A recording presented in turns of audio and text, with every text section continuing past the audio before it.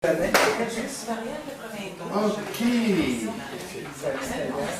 Donc, bienvenue à cette session sur le survol des sectes et sur le monde de l'islam. Nous allons prier encore. Père Céleste, Seigneur, Père, tu nous dis dans les Écritures, dans Matthieu chapitre 13, dans les paraboles du royaume, que tu permets, Seigneur, qu'il y ait la bonne semence, le bon grain, soit semé sur cette terre, et aussi le mauvais grain, c'est-à-dire l'ivraie, qui est semé par le malin. Et quand nous pensons à l'islam, Seigneur, nous pensons à cette semence de l'ivraie qui s'est répandue, Seigneur, à travers les nations, au point qu'un quart de l'humanité aujourd'hui est musulman. Et Père Céleste, je te prie que tu puisses nous aider à comprendre ce que ces gens croient, c'est quoi la source de leur autorité, et Seigneur, que tu puisses nous aider à apprécier aussi la parole de Dieu. Je te prie, au nom du Seigneur Jésus.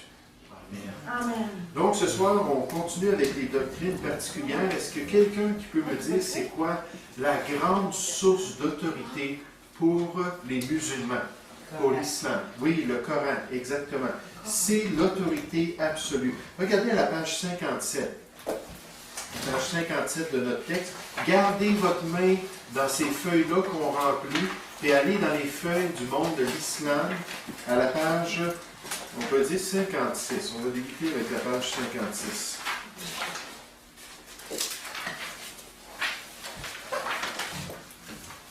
Donc, je m'excuse, on va aller à la page 57. En bas, parce qu'on avait déjà lu la première section, on était rendu là dans notre lecture. La citation en bas de la page, à la page 57, c'est écrit entre guillemets.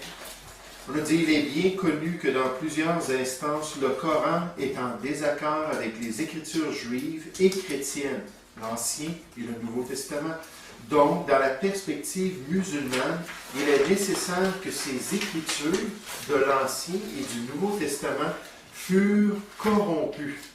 Pour les musulmans, ils croient, puisqu'il y a des contradictions, qu'il y a eu une corruption de ces textes-là. Les preuves historiques contredisent cette croyance. Alors qu'on regarde tous les manuscrits, on voit que c'est très fidèle. Mais pour les musulmans, il ne peut y avoir d'autres alternatives. Le théologien musulman ne sent nullement le besoin d'étudier les preuves en détail, de faire une comparaison entre ce que le Coran dit et entre ce que la parole de Dieu dit, de faire une comparaison entre les textes, les manuscrits et les manuscrits de la parole de Dieu pour voir comment est-ce que c'est supérieur. Il ne se sent nullement obligé de le faire. La seule image valide de Jésus-Christ est celle offerte dans les pages du Coran. Le Coran est composé de 114 surahs ou chapitres qui sont attribués à Mahomet. Les surahs sont placés d'après leur grandeur, l'ordre de grandeur. Les plus longs au commencement et les plus courts à la fin. Pour le musulman, le Coran est la parole de Dieu, la parole de son Dieu, confirmant et consommant les livres révélés antérieurement, et ainsi les remplaçant. Son instrument et agent de révélation est le prophète Mahomet, le dernier, le plus parfait d'une série de messagers de Dieu à l'humanité, d'Adam à Abraham, à Moïse, à Jésus, dont les déclarations de divinité du christianisme lui sont complètement rejetées. Donc, si la Bible, par exemple, dit que Jésus est mort sur la croix, et si le Coran dit que non, ce n'est pas Jésus, c'est Judas qui est mort sur la croix, pour le musulman, on ne peut pas présenter le Christ crucifié. Il rejette ce concept. Il rejette cette bonne nouvelle. Il rejette cette vérité. C'est pour ça que la Bible nous parle de doctrine de démons, qui cherche à détourner les gens de la splendeur, de la gloire de l'Évangile de Christ. Puis malheureusement, Mahomet a donné ou a fondé une religion, puis a donné des instructions qui damnent ces gens-là parce qu'ils sont convaincus qu'ils viennent du seul vrai Dieu. Détournant les gens de la vérité, détournant les gens du salut. Donc, dans leur source d'autorité, il y a seulement un vrai livre saint qui doit être utilisé pour interpréter toutes les autres.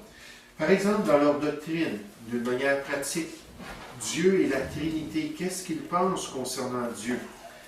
Les musulmans ou l'islam enseignent un monothéisme strict. Un monothéisme strict. Si vous voulez prendre ça en note dans cette section-là, dans la feuille, le monde de l'islam. Ah, je ne vous ai pas dit de retourner à votre feuille, je suis désolé. Dans la feuille, le monde de l'islam. Moi, c'était automatique parce que je l'ai fait moi-même, mais je n'ai pas pensé de vous le dire. Donc, après la source d'autorité, on a Dieu et la Trinité. Puis pour l'islam, ils enseignent un monothéisme strict. Il y a 3 grandes religions monothéistes. Il y en a eu plus dans l'histoire.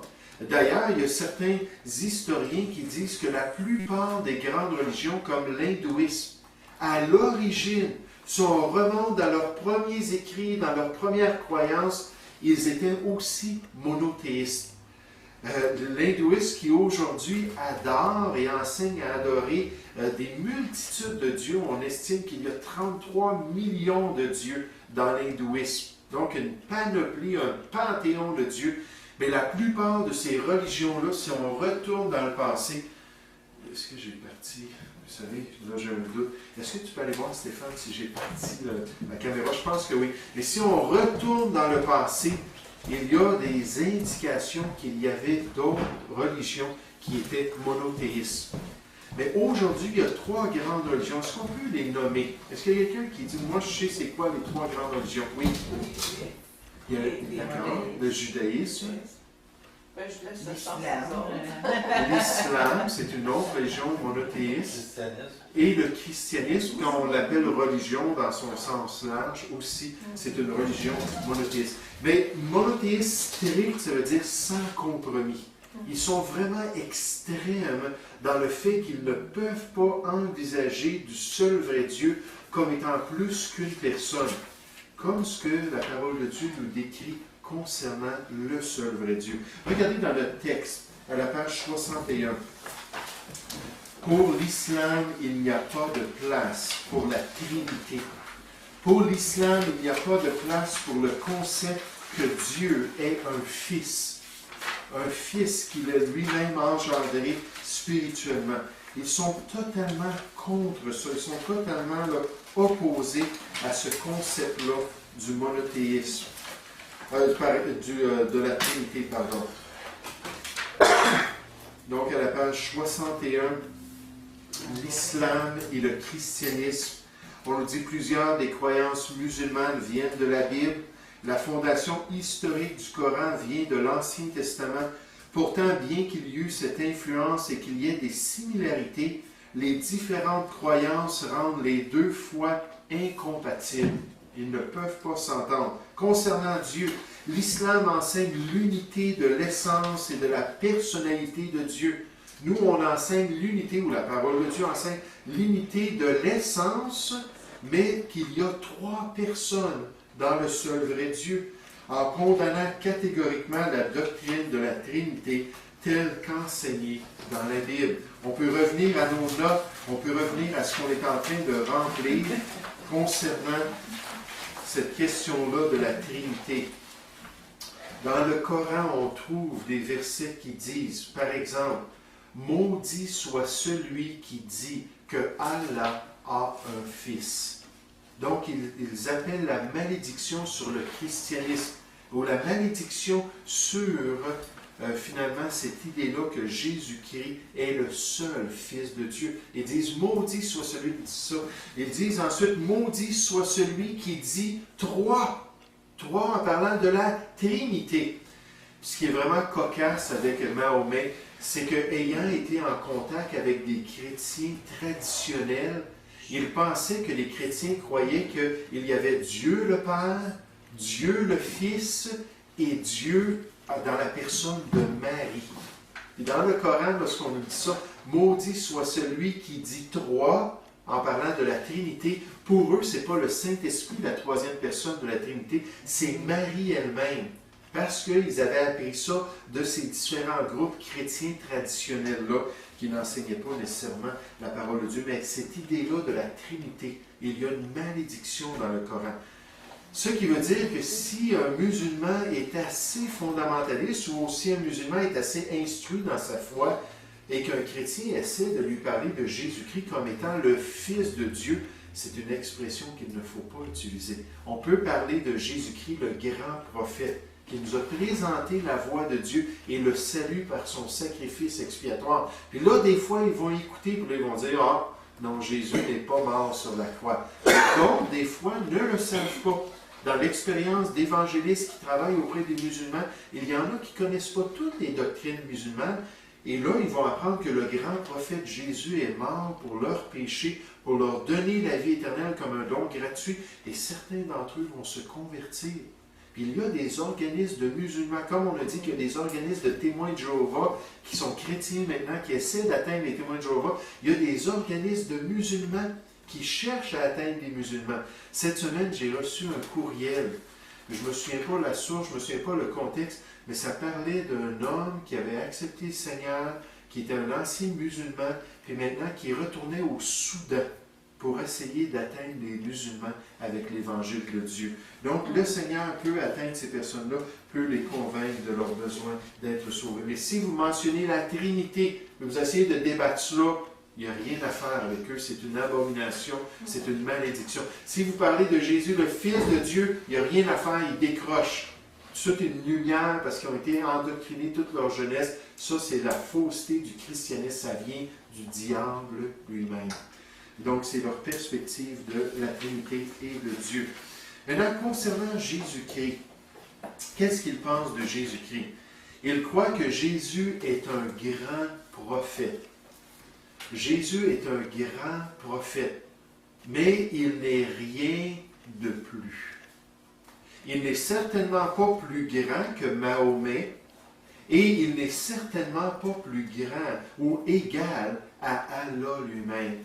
Il n'est pas le Fils de Dieu. Il n'est pas Dieu lui-même. Regardez à la page 62, concernant Jésus-Christ, ou concernant le Christ. La page 62, dans notre texte.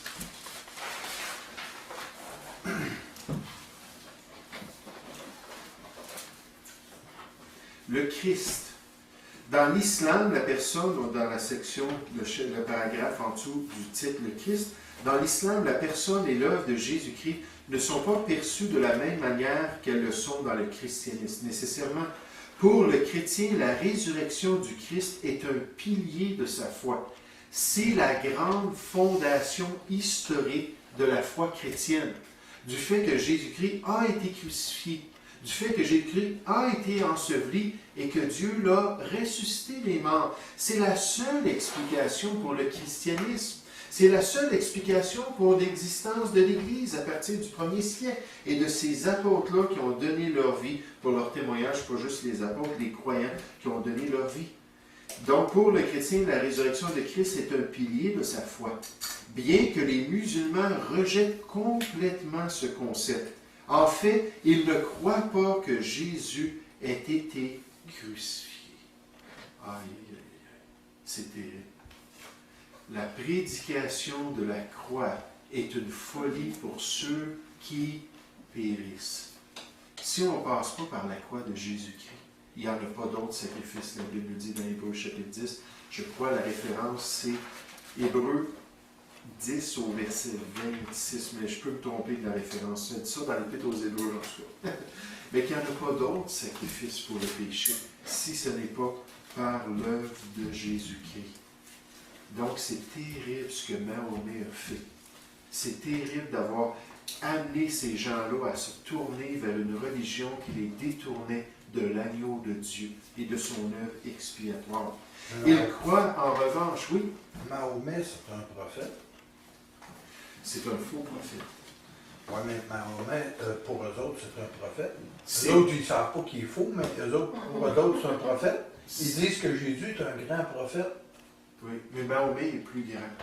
Mahomet, c'est le plus grand. Ils vont parler d'Adam, ils vont parler d'Abraham, ils vont parler des prophètes même comme Malachie, puis ainsi de suite dans l'Ancien Testament. David, ils estiment beaucoup David parce qu'ils croient qu'il avait un cœur selon le cœur de Allah. mais ils n'acceptent pas ce que David a dit dans les psaumes, parce que les psaumes ont été corrompus. Et donc, ils croient aux personnages, mais pas à leurs écrits. Parce que les Juifs qui étaient guidés par Satan, puis par les génies, les démons, ont changé ça, puis les chrétiens ont fait la même chose avec le Nouveau Testament. Alors, c'est quelqu'un qui a doré divin, ça? Non, non, non. C'est une des 36 divinités dans la Mecque. Les divinités qui étaient adorées par ces païens-là. Une des statues qu'il y avait 36 statues dans la ville de Mecque qui étaient tout autour de la ville, dans les parois de la ville. Puis Mahomet a décidé, cette statue-là représente le seul vrai Dieu. Puis quand il a été capable d'avoir des armées, puis revenir à la Mecque, là, il est rentré, puis il a détruit toutes les autres statues, et la statue d'Allah, en disant à tout le monde que c'était le seul vrai Dieu, mais là, il ne fallait pas faire une image du seul vrai Dieu. Donc, il a tout détruit les statues pour se tourner vers cette divinité-là. Le mot Allah, dans les langues sémitiques, ça veut dire Dieu. C'est le terme pour Dieu. Al, dans l'arabe, c'est le même terme que El dans l'hébreu. Ça vient de la même racine, qui veut dire Dieu, tout simplement. Comme on a Elohim, Eloah, ça vient, c'est les termes de l'Ancien Testament, mais pour eux, ça voulait dire Dieu de la manière la plus simple. C'est cette statue-là qu'il a décidé, ce nom-là qu'il a donné au seul vrai Dieu. Mais pour eux, leur confession de foi qu'ils doivent réciter à 7 reprises, c'est un de leurs devoirs, c'est que Allah est le seul vrai Dieu et Mahomet est son prophète. C'est le plus grand prophète. Donc, ce que Mahomet a dit va dicter ce que les autres prophètes auraient dû dire. Et si ce n'est pas ce qu'ils ont dit, mais c'est parce qu'on n'a pas vraiment donné le message de ces gens-là, on a trafiqué leur message parce que Jésus-Christ est venu pour prêcher le message de Allah. Il était le prophète d'Allah. Pour eux, là. Donc, s'il n'a pas parlé de Allah, puis il n'a pas mentionné les choses qui sont en accord avec le Coran, c'est que les Juifs et les chrétiens ont trafiqué ces documents-là pour enlever ces vérités-là. Donc, en fait, il ne croit pas que Jésus-Christ a été crucifié. Il croit en revanche que c'est probablement Judas qui fut mis sur la croix à sa place. Une chose est certaine pour eux, Christ n'est pas mort sur la croix. Il fut vraiment, s'il fut vraiment crucifié, puis là, il laisse la porte ouverte, ce fut seulement en apparence qu'il est soi-disant mort. Dieu ne permettrait pas à son Messie de mourir aux mains des impies. Pour l'islam, Jésus était sans péché, mais il n'était pas supérieur à Mahomet. Un ange aurait été l'instrument de sa naissance virginale d'après le Coran au lieu du Saint-Esprit. C'est un ange qui est venu qui a touché Marie, puis là, elle a enfanté finalement de Jésus. Cependant, l'idée que Allah est un fils est pour un musulman une chose inconcevable. Le Surah 4, au verset 171, affirme que Jésus fut seulement un messager d'Allah. Loin de sa majesté, la majesté d'Allah, majesté transcendante, qu'il est un fils. Donc c'est très clair, il rejette le fait que Jésus est le Fils de Dieu. Au sujet de sa crucifixion, le Surah 4, au verset 157, affirme « Ils ne le frappèrent pas, ni le crucifièrent, mais il en avait l'apparence. » Ça a paru comme ça aux yeux des gens. C'était comme une vision de ce qu'ils ont réussi à lui faire, mais ça ne s'est pas vraiment produit. La plupart des musulmans croient que Judas a pris la place de Christ, alors que le Christ monta directement au ciel auprès de son Dieu. Ceci est nécessairement contraire aux enseignements des Écritures concernant la mort expiatoire et réelle de Jésus sur la croix du Calvaire.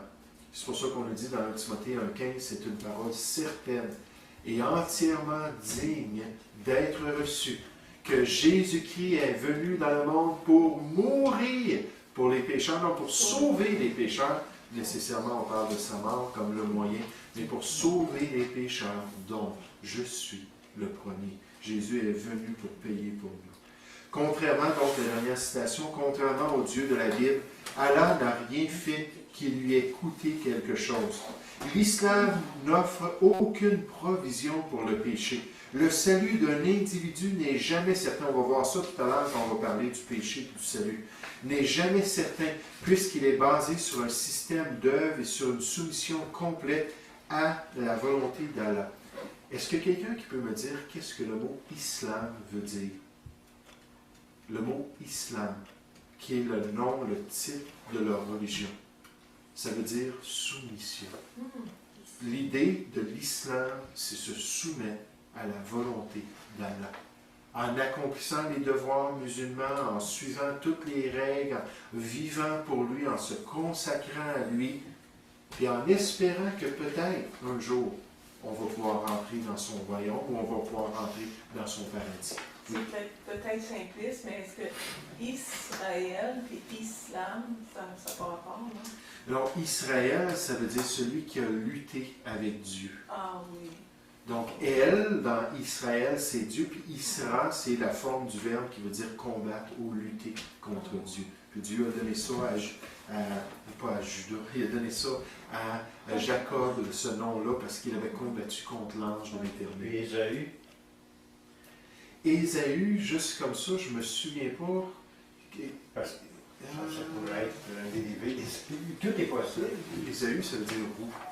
Ou roux. Roux. Quelqu'un qui est roux. Ah ouais. Parce qu'Ésaü était roux. Parce qu'il y en a beaucoup qui ont reçu des nouveaux noms dans la Bible. Oui, oui, Même oui. Paul, c'était pas Paul, c'était Saul. Mais là, Paul, il y avait les deux noms à cause de ses doubles citoyennetés. Paul, c'était le nom grec, puis Saul, c'était son nom juif. Mais même Jésus avait donné des... Oui, à Pierre, Non, il a à- dit Séphance, puis ainsi de suite. C'était une des coutumes, effectivement, de donner des surnoms aux gens. Puis c'était rien d'extraordinaire. On Ma a mère vu, avait donné Maurice, Aimé, Joseph. Oui! Tiens. On a vu hier soir dans Proverbe 31, lorsqu'on a parlé encore de la mère puis de son influence, on a vu qu'un roi qui s'appelait Lémuel a parlé des conseils que sa mère, des conseils spirituels que sa mère lui a donnés. Puis le roi Lémuel n'existe pas dans la Bible.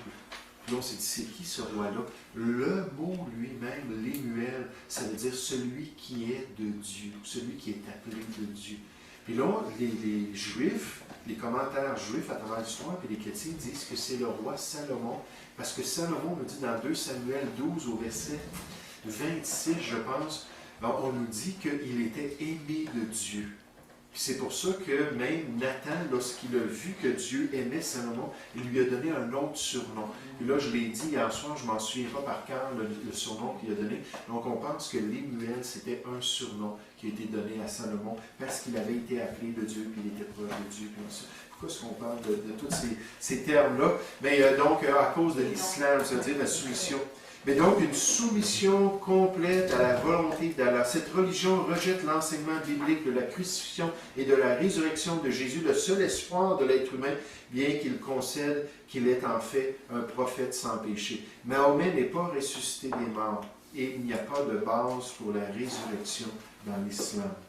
Donc, ça, c'est un commentaire concernant le Seigneur Jésus-Christ. Maintenant, concernant la voie du salut, vous savez, ce soir, j'aimerais ça qu'on termine l'islam.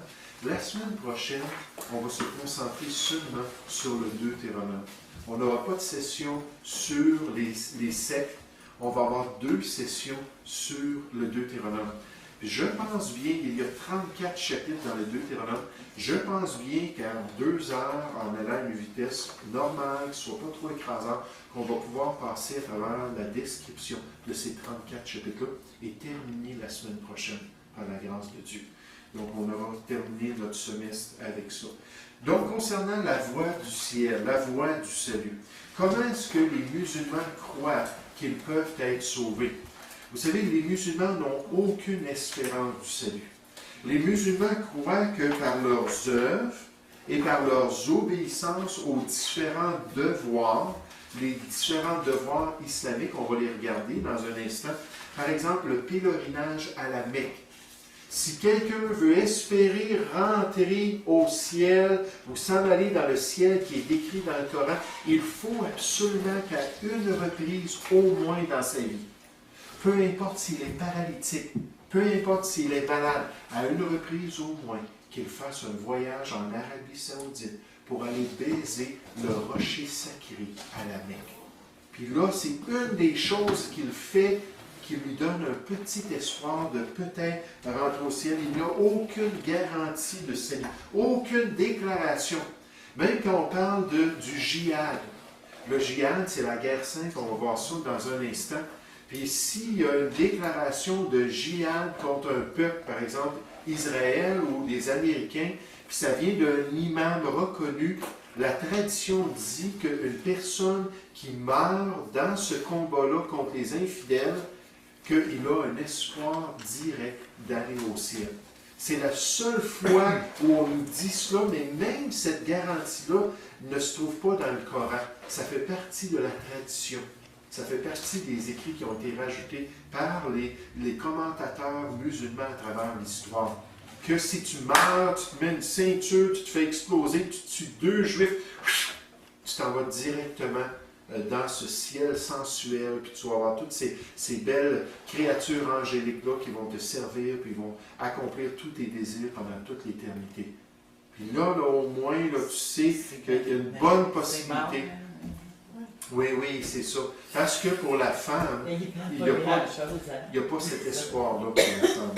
La femme, à travers l'histoire musulmane, maintenant il y a des musulmans modérés aujourd'hui, mais à travers l'histoire musulmane, ils ont enseigné que la femme n'était pas un être humain, n'avait pas d'âme. Elle était juste un outil de procréation, c'était tout. Donc, elle était très, très maltraitée, puis les gens n'avaient aucun égard, puis aucun respect, puis s'ils la décapitaient en public ou faisaient n'importe quoi à la femme, c'était pas grave. Parce que de toute manière, elle n'a même pas une âme. Elle est au niveau des animaux. Puis là, les modérés vont dire non, on ne croit pas ça, nous, aujourd'hui. Puis il y a un espoir aussi pour la femme, peut-être un jour de connaître Allah, puis peut-être un jour de rentrer dans le ciel. Mais de toute manière, d'une manière générale, il n'y a aucune garantie. Regardez la page 63 de notre texte. À la page 63. Quelle différence avec l'enfant de Dieu. Quelle différence avec le chrétien. La Bible nous dit, nous savons que nous sommes passés de la mort à la vie. Puis cette expression-là se trouve dans Jean 5, 24. Jésus nous dit que si on est sauvé, si on croit en lui, on entend ses paroles, on croit en son Père, qu'on est sauvé, on est passé de la mort à la vie, on ne vient pas en jugement, on est pardonné de nos péchés. Puis la Bible nous dit que nous savons que nous sommes passés de la mort à la vie. Nous savons que nous sommes sauvés. Paul, lorsqu'il donnait son témoignage, il disait, un jour, là, j'étais sur la route de Damas. Puis un jour, j'ai rencontré le Seigneur Jésus. Puis un jour, j'ai été sauvé. Je suis pardonné. 1 Jean 5,13 nous dit, nous avons auprès de lui, pas nous avons auprès de lui, c'est assurance. Je m'excuse, je me trompe du verset. Il dit, je vous ai écrit ces choses, Jean en parlant aux chrétiens, en parlant de la première épître à Jean. Je vous ai écrit ces choses afin que vous sachiez que vous avez la vie éternelle, vous qui croyez au nom du Fils de Dieu. C'est une garantie dans les Écritures. Les musulmans n'ont pas cette garantie. Le péché et le salut, à la page 63. Les différences précédentes entre l'islam et le christianisme trouvent leur accomplissement dans l'enseignement sur le salut. Neil explique, au cœur du désaccord entre les musulmans et les chrétiens, nous allons trouver une différence profonde dans la compréhension de la nature du péché. Il n'est pas exact de dire que le musulman n'a pas conscience du péché ou d'un besoin de pardon. Il a les deux. Mais le péché révèle seulement sa nature mortelle dans ses effets sur les relations personnelles. Donc, ça affecte ses relations, mais dans le fond, ça n'affecte pas son éternité. Le croyant peut commettre un péché contre la loi et la majesté de Dieu, et si c'est le cas, il mérite d'être puni. L'idée que l'homme, par son péché, peut briser le cœur de Dieu ne fait pas partie du spectre actuel de la compréhension du musulman concernant la réalité. Les musulmans opèrent sous un système légaliste et il doit gagner son propre salut. Il cherche à croire aux articles de la foi et à observer les piliers de la foi. Pour lui, le péché est le manque d'obéissance à Allah. Ainsi, l'homme peut pécher par ses actions, mais non à cause de sa nature. Puis dans le fond, il n'y a pas de remède, il n'y a pas de solution.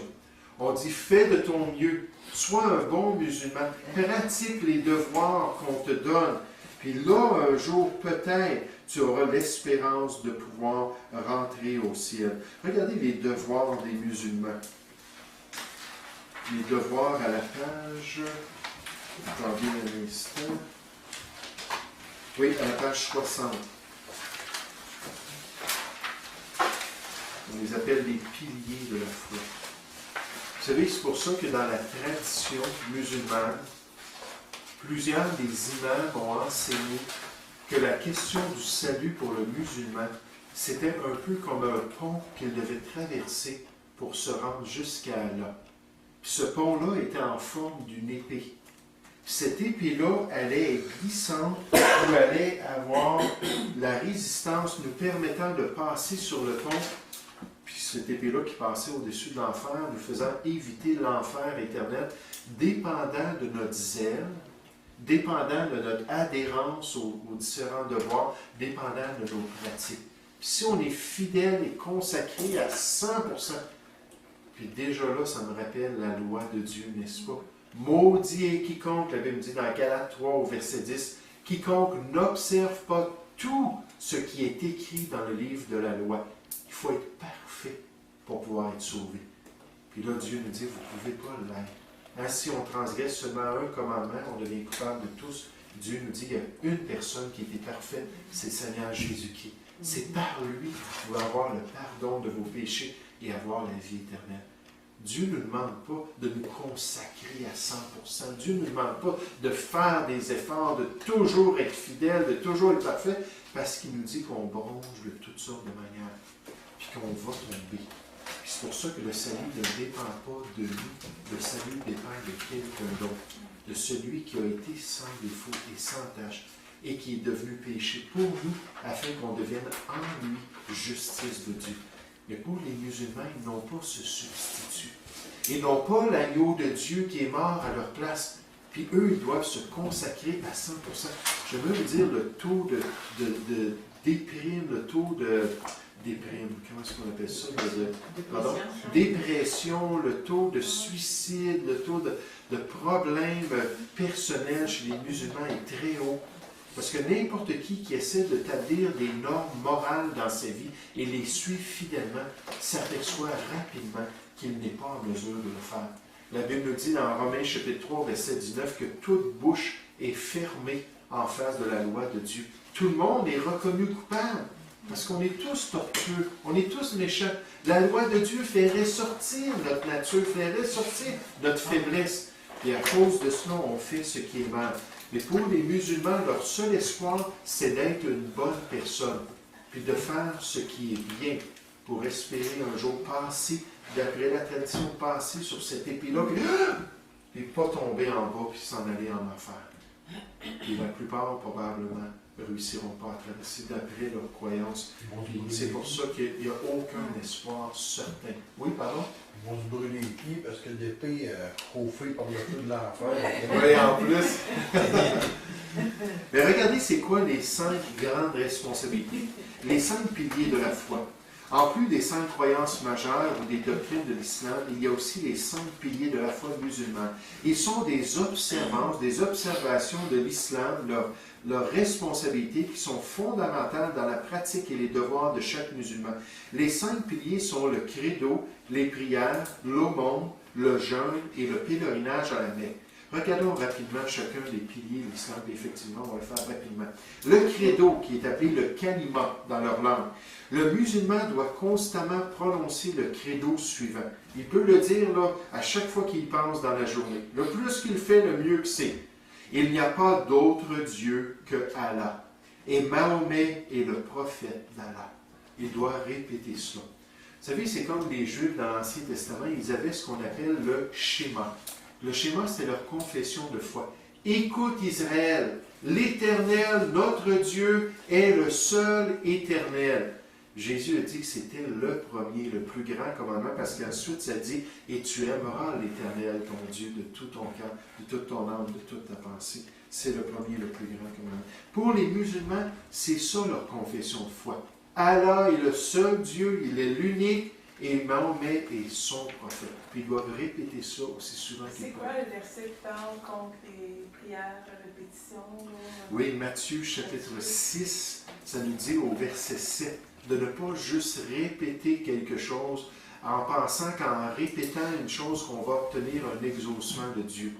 Hein, les Juifs, souvent, ils faisaient ça. Ils répétaient « Seigneur, donne-nous l'abondance. Seigneur, donne-nous l'abondance. Seigneur, donne-nous l'abondance. » Puis c'était comme un refrain.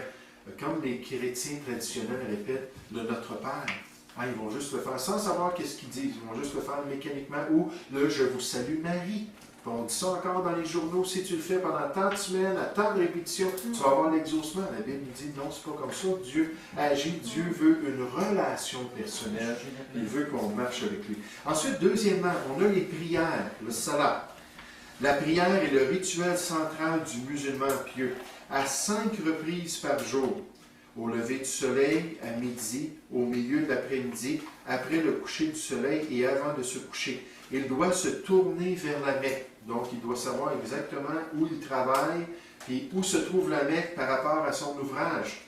Parce que pendant qu'il est en train de travailler, il doit le faire. Vous savez, c'est pour ça que des fois, c'est difficile pour un musulman. Parce qu'il doit avoir un petit tapis cérémonial, s'en aller dans une pièce, puis se prosterner. C'est arrivé, moi, à mon emploi. On a engagé quelqu'un comme ça. On ne savait pas. Puis là, c'est ça, finalement, on l'a envoyé j'ai appelé Sylvain, qu'est-ce que je fais avec ça? Puis on l'a envoyé au 3e, puis lui, c'était en direction de l'Est tout le temps. Oui, Il fallait qu'il se trouve un petit spot pour... oui, puis quand ils sont à la maison aussi, puis ils doivent faire ça fidèlement. Puis leurs prières, juste en passant, ce sont tous des prières qu'ils répètent. Ils apprennent une série de prières par cœur, puis des musulmans fidèles vont avoir 5 prières différentes qu'ils vont répéter. Puis d'une manière très mécanique. Quand on les voit, ils sont tous ensemble, puis là, ils répètent toutes les mêmes paroles. Quand c'est le matin, là, puis on a oh, comment est-ce qu'on les appelle? C'est pas les minorés. Non, ça, c'est une autre chose, les minorés. Mais des grandes tours dans les pays musulmans. Mais c'est pas ça, les minarets en haut? Je pense pas les minarets, c'est le chandelier. C'est le chandelier juif. Mais en tout cas, c'est un mot comme ça. Puis, donc, quand il y a l'appel au lever du soleil, là, tout le monde se lève, ils s'en vont sur leur petit tapis, puis là, ils se prosternent. Là, ils font la prière, la première prière de la journée. Là, ils le font tous ensemble. Puis c'est très, très mécanique. Il n'y a pas question d'une relation intime avec Dieu. Dieu est transcendant. Il est trop grand. Il ne connaît pas les gens personnellement. Il faut que tu lui obéisses, par exemple. Il te surveille. Mais il n'est pas là dans ta vie personnellement. Ce n'est pas un Dieu de miséricorde, mais un Dieu d'amour. Il doit se tourner vers la Mecque pour réciter mécaniquement une série de prières venant des livres saints. Un criard au sommet du minaret. Bon, c'est ça. Vous aviez raison, c'était bien minaret. Mais c'est presque, c'est un mot similaire. Moi, j'essaie de me souvenir. Je les mélange, là, le chandelier. Là, c'est une petite mine, un minaret. Minaret aide les gens à discipliner leur vie de prière dans les pays musulmans. À chaque fois, là, ils vont sonner cela pour que les gens se mettent à la prière en lançant un appel à la prière 5 fois par jour. L'aumône, le zakat. Tous les musulmans doivent donner 1/40 de son revenu aux pauvres. Ils doivent le faire. Et là, la fréquence, je ne me souviens pas, je crois que c'est annuellement 1/40 de son revenu. C'est leur devoir absolu de prendre soin des pauvres. Le jeûne, le ramadan, la semaine du ramadan, ou le mois du ramadan plutôt, on a souvent entendu parler de cela. Les musulmans fidèles doivent jeûner du lever du soleil jusqu'à son coucher durant le mois saint, le mois du ramadan. Ceux-ci développent leur discipline personnelle, leur dévotion envers Dieu et leur identification avec ceux qui sont dans le besoin. Ils n'ont pas le droit de manger pendant que le soleil est sorti. Dès que le soleil se couche, ils peuvent manger. Mais toute la journée, même pour les malades, là on pense, là, les gens malades dans les pays chauds comme ça, là, ils n'ont pas le droit de manger. Mais il y a autant de consommation de nourriture dans ce mois-là que dans tous les autres mois. Parce que pendant la nuit, là, ils mangent. Mais pendant la journée, il ne faut pas qu'ils mangent. En tout cas, c'est un petit peu ridicule, mais c'est comme ça qu'ils montent là. Oui. C'est comme ça. Oui. Ah, ils sont très zélés, effectivement. Les pauvres, ils donnent 40% de salaire aux pauvres. Rien qu'à l'intérieur des musulmans. Ils ne donnent pas à tous les pauvres. Hein? Non. Mais là, c'est 2,5 %. C'est pas 40 %. C'est 2,5 %. C'est 1/40. 1/40 de leur revenu. Là, je ne sais pas comment ça fonctionne dans les pays occidentaux lorsqu'un musulman suit cela. Probablement, effectivement, qu'ils trouvent des musulmans qui sont pauvres pour pouvoir prendre soin d'eux. Ils ne veulent pas prendre soin, s'ils sont moindrement fidèles à leur religion, ils ne veulent pas prendre soin des infidèles. Donc, ils vont chercher à donner ça à des musulmans. Puis, il y a aussi, au niveau des relations sexuelles, il y a beaucoup qui interprètent cela comme étant une satisfaction physique qu'ils ne doivent pas faire pendant le mois du Ramadan. Donc, ils s'assurent de le faire pendant la nuit, là, et non pas pendant le jour. Là. Ensuite, le pèlerinage. Le pèlerinage à la ville de la Mecque doit être accompagné au moins une fois, accompli au moins une fois dans la vie de l'individu. C'est pas juste se rendre à la Mecque, c'est pas juste d'aller là. Il y a toute une genre de série d'endroits autour de la ville qu'il va faire. Il y a vraiment, c'est un pèlerinage jusqu'à temps qu'ils arrivent là, puis là, ils donnent un baiser au rocher sacré. C'est essentiel pour leur salut. Il implique une série d'activités et de rituels. Une personne handicapée peut envoyer une autre personne comme son représentant pour faire le pèlerinage saint. Ah, ça, je ne m'en souvenais pas. Donc, effectivement, là, il y a une certaine concession pour une personne qui est vraiment impossible de le faire. Il y a un 6e devoir religieux associé aux 5 piliers. Ça fait surtout partie de la tradition. Ce n'est pas nommé dans le Coran. Mais quand on voit la vie de Mahomet, puis quand on voit la vie des descendants de Mahomet, puis la manière qu'ils ont agi, ce ne serait pas étonnant que Mahomet croyait que c'était le devoir saint aussi des croyants. C'est le devoir du djihad ou de la guerre sainte. Ça, c'est notre dernier point en bas. Si vous revenez dans le monde de l'islam, parce qu'on va le lire là, mais on peut peut-être juste marquer en bas le djihad. C'est ce qu'on appelle la guerre sainte contre les infidèles.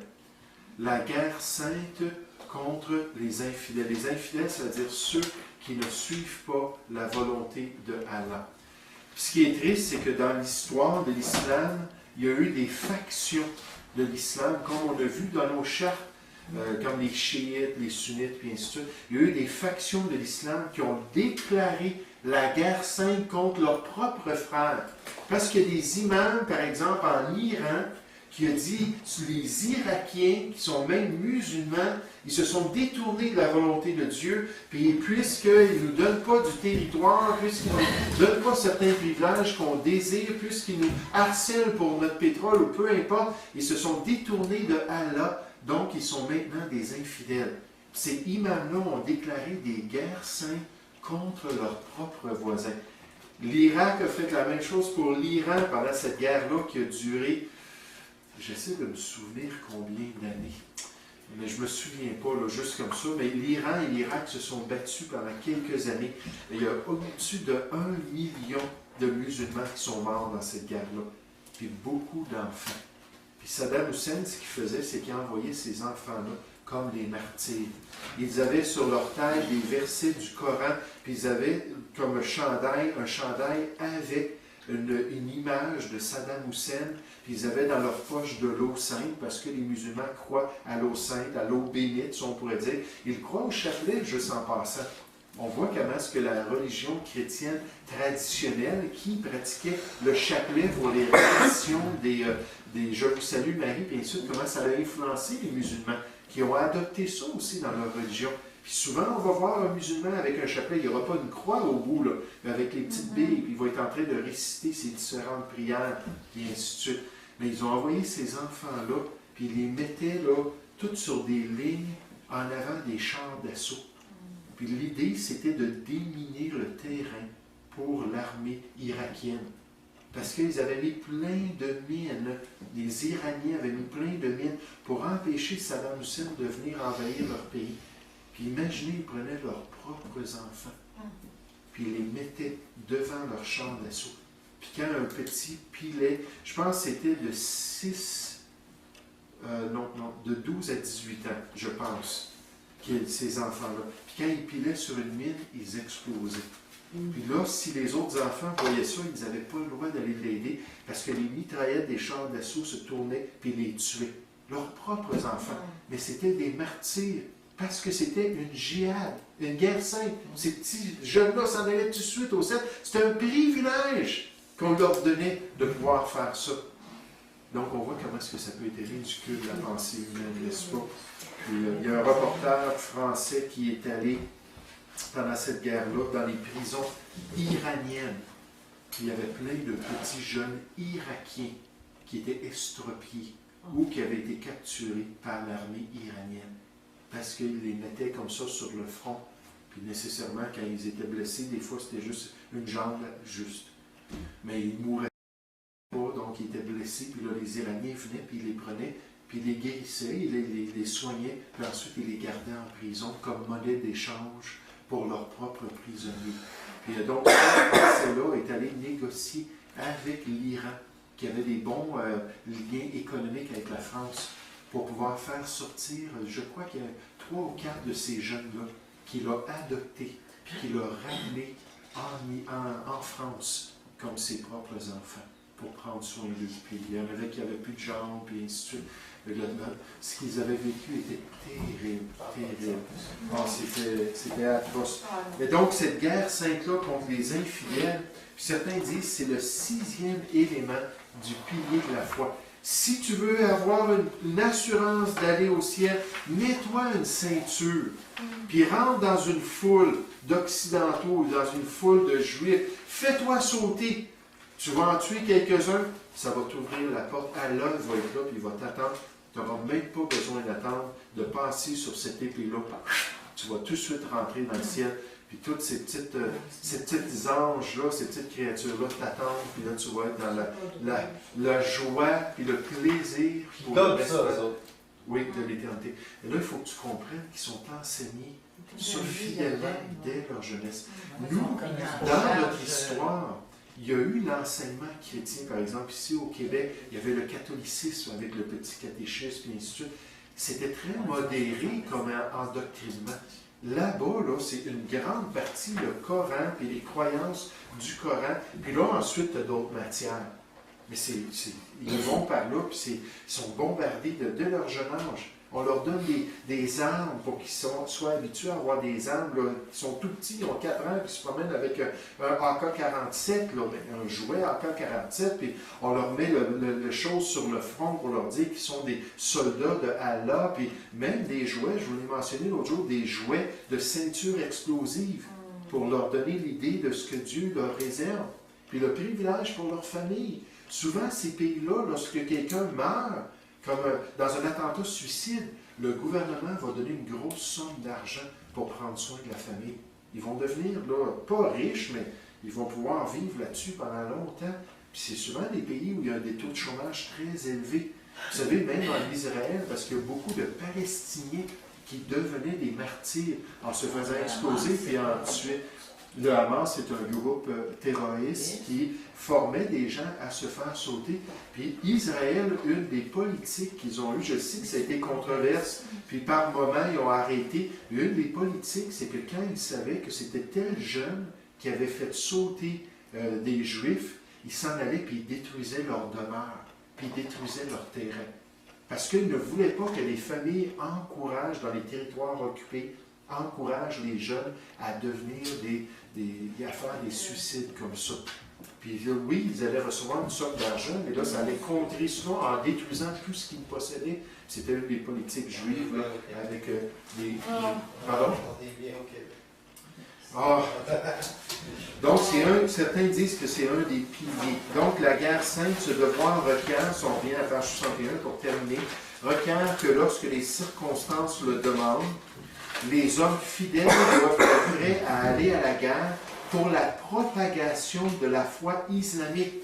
Dans les médias, on nous présente ça comme de l'extrémisme. L'extrémisme parce que la perspective de la religion islamique est beaucoup à la gauche. Puis là, on dit que c'est les extrémistes qui font ça. Mais il faut juste étudier l'histoire, il faut juste étudier les personnages comme Mahomet, puis les imams qui l'ont suivi, puis les guerres qu'ils ont eues, ça a toujours été par la force. Puis il y a plus de 50 reprises dans le Coran, on encourage les musulmans à utiliser les armes, la force, pour mater les infidèles, pour les forcer. Ce n'est pas une question de cœur et de choix personnel. Parce que Allah, dans sa souveraineté, il est souverain sur toute chose. Si ces gens-là, on les force puis ils se soumettent, bon, c'est Allah qui l'a fait de toute manière. C'est une souveraineté, c'est du défaitisme qu'ils ont là, dans ces pays-là, parce que Allah est la source du mal, il est la source du bien. Tout ce qui se produit, c'est lui qui le veut, que ça soit bien ou non. Puis donc, ils sont très, très forts là-dessus. Je ne me souviens pas de leur expression. Ils ont une expression qu'ils vont souvent lâcher comme ça. Puis je ne me souviens pas en arabe c'est quoi l'expression, mais ça veut dire akbad. En tout cas, je ne me souviens pas toute l'expression, mais ça veut dire la volonté d'Allah ou la souveraineté d'Allah. C'est Dieu, c'est Allah qui l'a voulu. Donc, si tu forçais de toute manière quelqu'un par les armes, mais là, aux yeux de Dieu, c'était correct, aux yeux d'Allah. Donc, la propagation de la foi islamique est pour la défendre contre les infidèles. Le fidèle qui meurt lors d'un conflit qui est sanctionné automatiquement, qui a été déclaré un djihad par un imam reconnu, est garanti d'aller au paradis. Et c'est pour ça qu'ils trouvent facilement ces jeunes-là qui sont prêts à quitter leur pays, partir de l'Arabie Saoudite, s'en aller en Irak pour faire un attentat suicide. Vous savez que les attentats suicides dans les différents pays, comme par exemple en Afghanistan, souvent, c'est des attentats de musulmans qui viennent de toutes sortes de pays. Puis ils en ont toujours des candidats. Parce que ça fait partie de leur foi. Oui, oui, et les femmes aussi. Oui, on a vu ça en Russie. Puis une des choses les plus tristes qu'un reporter a dit concernant les attentats suicides, c'est la vague de personnes malades mentales, musulmanes, qui sont amenées dans les marchés. Ils n'ont pas leur tête, là. Ils ne sont pas là du tout. Puis on leur met des ceintures, on les place dans un marché, puis là on s'en va, puis on le fait sauter. Puis il y a plusieurs personnes comme cela, complètement dépendants des autres. C'est presque des légumes intellectuellement qui ne savent plus du tout où ils sont, puis on les utilise comme des instruments pour tuer des infidèles. Puis là on se dit, bien, au moins ces gens-là, ils vont avoir le privilège d'aller dans la gloire, étant un martyr pour Allah. Oui, frère. Il y en a qui ont dit qu'il y a même des femmes qui sont sautées. Oui. Et le bord, Il n'y a pas grand-chose. c'est pas que les serveurs, que c'est-tu des femmes aux femmes, là, quoi? Non. Michel, les femmes ne se font tout le temps sauter, ça. Mais c'est certain québécoise. mais c'est certain que effectivement, il y en a dans leur zèle qui vont accepter, même en tant que femmes, malgré qu'ils n'ont pas l'espérance d'un homme qui est automatique, qui vont accepter dans leur haine des infidèles, de mourir pour la foi de leur Dieu. Même si ça ne leur donne pas un accès direct, parce que la plupart de ces groupes-là, qui sont plus, j'allais dire bibliques, qui sont plus fermes dans le Coran, je vais dire le Coran, qui sont plus fermes dans leur croyance dans le Coran, qui sont plus littérales dans leur interprétation, ils ne voient pas vraiment d'assurance pour la femme. Puis c'est ces groupes-là, souvent, qui font des attentats suicides, puis ainsi de suite. Mais il y a des femmes, effectivement, qui savent qu'ils vont être plus faciles à se faufiler dans les foules. C'est pour ça que je dis qu'en Tchétchénie, contre les soldats, puis en Russie aussi, il y a des femmes qui arrivent dans les foules, puis on ne les surveille pas parce qu'on ne s'attend pas que ça va être une femme, puis là, qui se font sauter. Puis dans les personnes qui, effectivement, sont plus là, tu vois, des personnes âgées qui ont l'Alzheimer ou des choses comme ça, souvent, c'est des femmes aussi qui vont prendre, ils vont mettre des ceintures, ils vont les amener au milieu d'une foule, ou dans un autobus, peut-être en Israël, puis là, ils vont faire sauter les personnes. Ah, mais ça, c'est vraiment l'héritage que Mahomet a laissé à ces personnes-là, à ces peuples-là.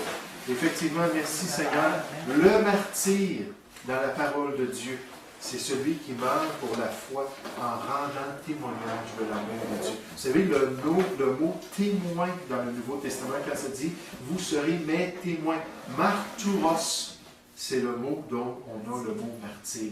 Parce que certains des témoins, en rendant témoignage de l'amour de Dieu et de l'œuvre de Jésus-Christ, ont été exécutés, envoyés dans les arènes, tués par des gladiateurs, des animaux. Mais ce n'était pas eux qui tuaient les gens, c'était eux qui étaient tués à cause de leur amour pour les âmes perdues. C'est totalement différent de l'emphase qu'on voit dans la création. Donc, on s'arrête avec ça. Parce que sont devant eux, il n'y a aucun espoir. Il y a tellement d'enfants. Il n'y a pas d'amour. Oui, c'est vide, c'est une religion vide. C'est pour ça que souvent, quand ces gens-là viennent en Occident, qui entendent l'Évangile, qu'ils acceptent le Seigneur.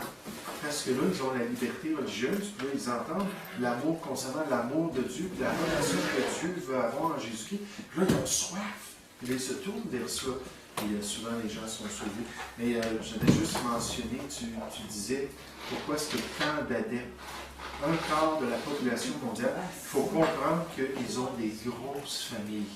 Puis comme on l'a mentionné, en Europe, en France, je crois que la moyenne, c'est 8,1 enfants par famille musulmane, comparé à 1,8 enfants dans les familles françaises.